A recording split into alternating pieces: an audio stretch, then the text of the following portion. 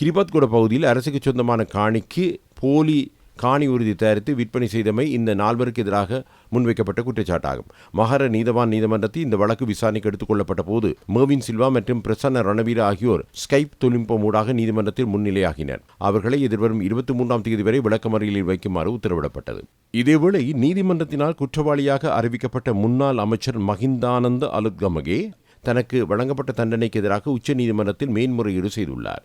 2015ஆம் ஆண்டு ஜனாதிபதி தேர்தல் காலப்பகுதியில் 14,000 கேரம் போர்டு மற்றும் 11,000 தாம் அட்டைகளை சட்டத்துக்கு முரணாக கொள்வனவு செய்து விளையாட்டுக் கழகங்களுக்கு இடையில் பகிர்ந்தளிப்பதன் மூடாக அரசாங்கத்துக்கு 53 மில்லியனுக்கும் அதிக நட்டத்தை ஏற்படுத்திய குற்றத்தில் அவருக்கு 20 வருட கால கடூழிய சிறை தண்டனையும் தண்டப்பணமும் விதிக்கப்பட்டது.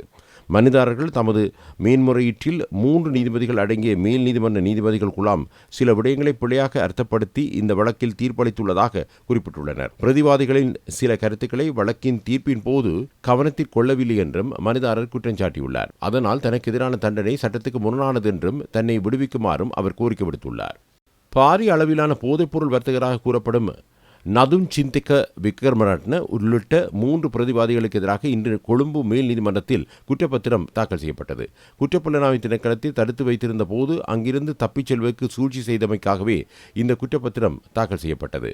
குற்றப்புலனாய்வு திணைக்களத்தில் முன்னாள் கான்ஸ்டபிளான ரவீந்து சந்தீப் குணசேகர என்பவரும் இதில் மற்றொரு பிரதிவாதியாவார். இதேவேளை நதுன் சிந்தக்க என்பவரிடம் வாக்குமூலம் பெறுவதற்கு வசதிகளை ஏற்படுத்தி கொடுக்குமாறு கொழும்பு மேல் நீதிமன்றம் பயங்கரவாத விசாரணை பணியகத்துக்கு உத்தரவிட்டது.